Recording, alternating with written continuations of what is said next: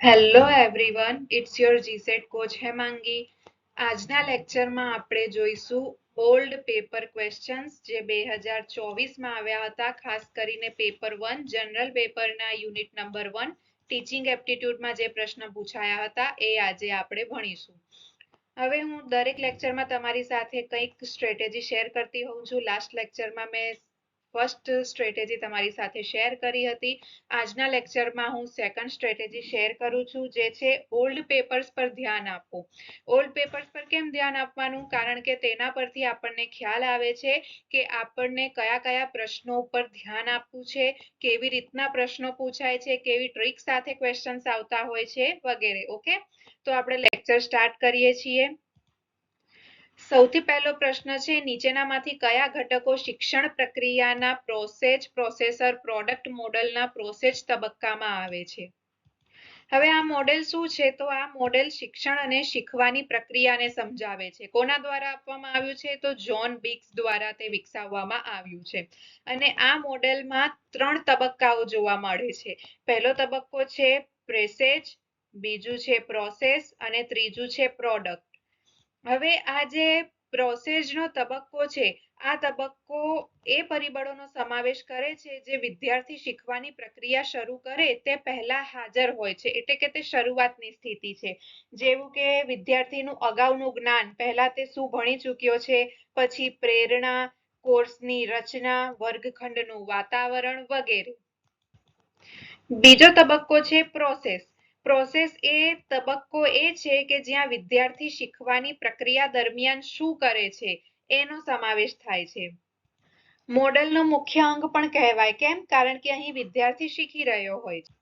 અને અંતિમ તબક્કો છે જે શીખવાની, જેનું નામ છે પ્રોડક્ટ, અને જે શીખવાની પ્રક્રિયાનું પરિણામ દર્શાવે છે. એટલે કે વિદ્યાર્થી કેવી ગુણવત્તાવાળું શિક્ષણ જ્ઞાન મેળવ્યું છે તેના વિશે આપણને અહીંથી ખબર પડે છે. હવે આપણે આના જવાબ વિશે ધ્યાન આપીશું. તો અહીં તમને આ કેટલાક 6 મુદ્દાઓ આપ્યા છે અને તમને પૂછવામાં આવ્યું છે કે સૌથી પહેલો જે પ્રોસેસ નામનો મુદ્દો છે એમાં કયા ઘટકોનો સમાવેશ થાય છે. તો અહીં હું તમારી સાથે સ્ટ્રેટેજી નંબર 3 શેર કરવા જઈ રહી છું, જે છે think out of the box. એટલે કે તમે તમારી વિચારસરણીને બ્રોડ કરો. તમને આ બધા મુદ્દાઓમાંથી સાચા મુદ્દાઓ પસંદ કરવાના છે. હવે તમને કેટલીક બધી થિયરી તમને ઓનલાઈન કે કોઈ પણ જગ્યાએ મળી જશે આ જે તબક્કાઓ છે એના વિશે, પરંતુ આ સેમ ટુ સેમ આ જ મુદ્દાઓ તમને જોવા મળે એવું જરૂરી નથી. તમને આના સમાનાર્થી શબ્દોવાળા પણ મુદ્દાઓ જોવા મળી શકે છે.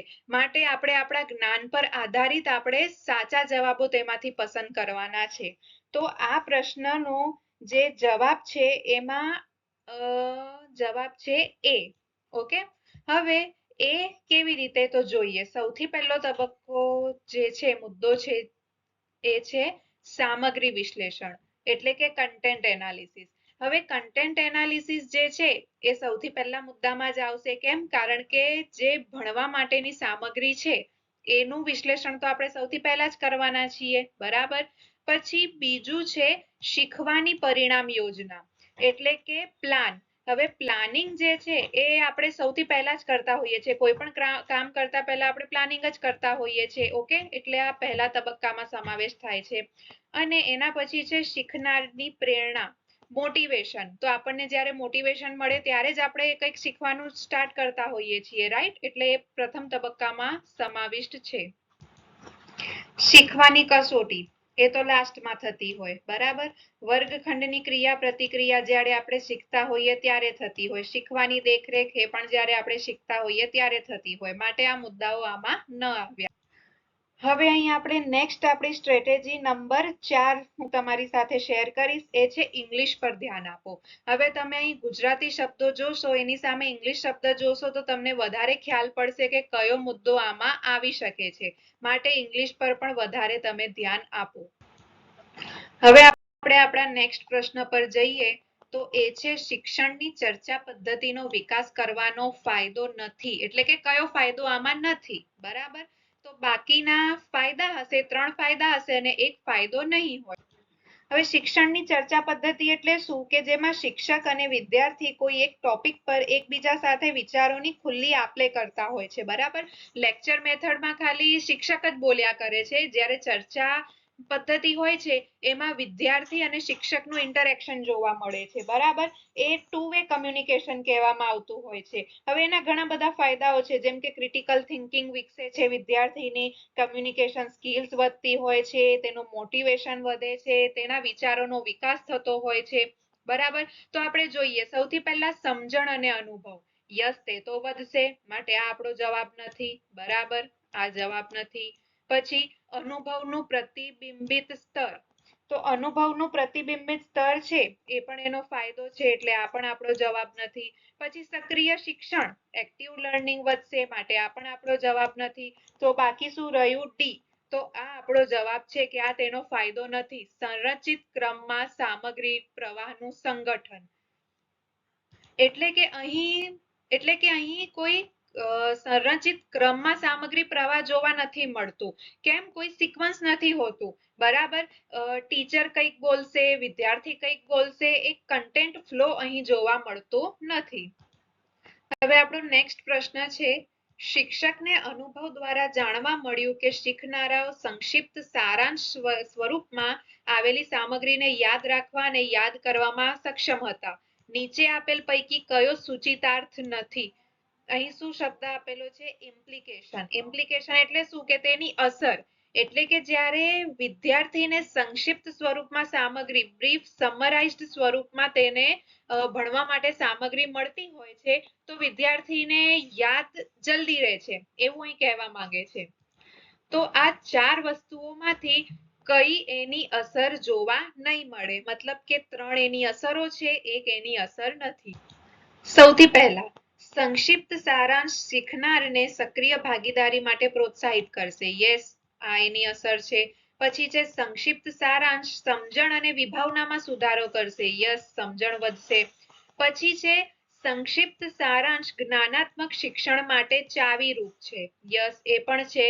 પરંતુ સંક્ષિપ્ત સારાંશ સમજણને ધ્યાનમાં લીધા વગર યાદ રાખવા પર ધ્યાન કેન્દ્રિત કરશે. ના, આ એની અસર નથી.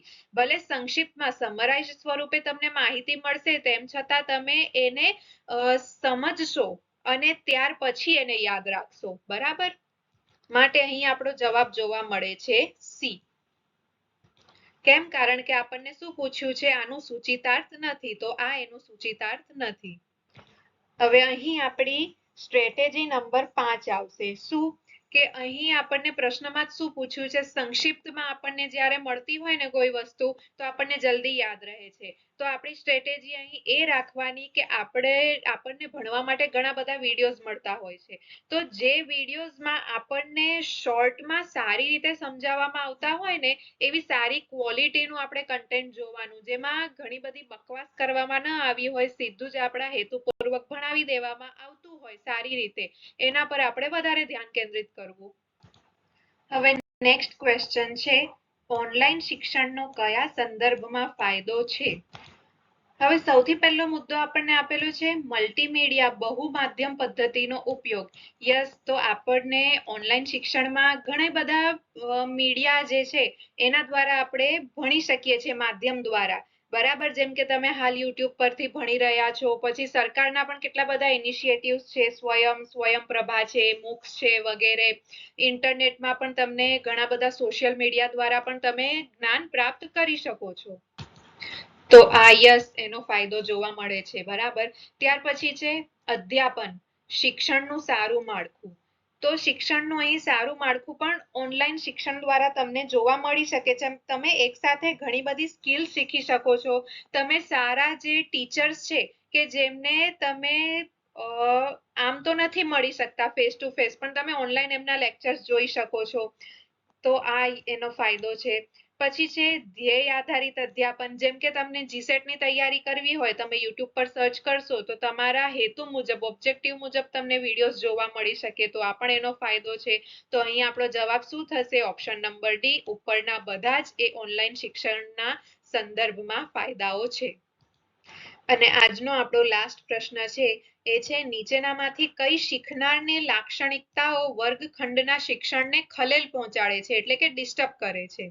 શીખનાર વિદ્યાર્થી હોય બરાબર, તો એ વિદ્યાર્થીના કયા કયા જે લક્ષણો છે એ ખલેલ પહોંચાડી શકે છે. તો સૌથી પહેલું છે આત્મવિશ્વાસ. તો આત્મવિશ્વાસ તો ખલેલ ના પહોંચાડે, ડિસ્ટર્બ ના કરે બરાબર, એટલે એ આપણો મુદ્દો નહીં આવે. ત્યાર પછી છે શિક્ષકની સ્પષ્ટતાની ગેરહાજરી. હવે શિક્ષક ભણાવતો હોય એ પોતે જ સ્પષ્ટ ન હોય બરાબર, તો એ વિદ્યાર્થીને શું શીખવાડશે, માટે આ મુદ્દો જે છે એ આપણો એક આવશે. ત્યાર પછી છે સ્પષ્ટતા માટે તાર્કિક દલીલો. હવે આ જે સ્પષ્ટતા માટે તાર્કિક દલીલો છે એ પણ શું શિક્ષણને ખલેલ નહીં પહોંચાડે. કેમ? કારણ કે આપણે તાર્કિક રીતે દલીલો કરી રહ્યા છે, તો આ આપણા જવાબમાં નહીં આવે. પછી છે વિદ્યાર્થીઓ દ્વારા વર્ગખંડમાં અવાજ. તો વિદ્યાર્થીઓ દ્વારા જ્યારે વર્ગખંડમાં અવાજ થતો હોય તો યસ, એના લીધે શું થશે, તો એના લીધે શિક્ષણને અસર પહોંચશે બરાબર. અને એના પછી છે સહપાઠીનું ધ્યાન ખેંચતી દલીલ. હવે સહપાઠી આપણી સાથે કોઈ વિદ્યાર્થી ભણતો હોય એ આપણને ડિસ્ટર્બ કરે, બોલ બોલ કરે, તો આપણા જે ભણવાનું હોય એને અસર તો થવાની જ છે, રાઈટ. એટલે આ મુદ્દાનો સમાવેશ થાય છે. અને ત્યાર પછી છે નેટ પર મોટી માત્રામાં ડિજિટલ સામગ્રીની એક્સેસ. તો આનાથી તો કોઈ ખલેલ પહોંચવાનો સવાલ જ નથી ઉદ્ભવતો, માટે અહીં આપણો જવાબ શું જોવા મળે છે, 2, 4 અને 5. 2, 4 અને 5. આના દ્વારા શું થાય છે, તો શિક્ષણને ખલેલ પહોંચે છે. બીજી બધી વસ્તુઓ સારી છે એટલે તેનાથી કોઈ ખલેલ પહોંચતી નથી. તો આજના લેક્ચરમાં આટલા 5 પ્રશ્નો મેં તમારી સાથે શેર કર્યા છે. હોપ કે તમને ગમ્યું હોય બરાબર. તો thank you. Like, share, subscribe. Please give your feedback.